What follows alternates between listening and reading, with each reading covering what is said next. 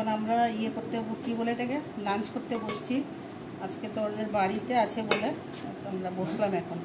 তো এখন কী করলাম, ভাত করলাম, একটু আলু সিদ্ধ দিলাম, আর ওরা খাবে, রুটি খাবে, কী বলে একে আলু পরোটা খাবে, তো সেই জন্য ওরা ভাত খাচ্ছে না। তো এটার মধ্যে একটু লাই পাতার তরকারি আর ওই যে কুমড়ো দিয়ে দিয়ে ডাল দিয়ে, আর এটা হচ্ছে দই দিয়ে খাবে, বুঝেছ?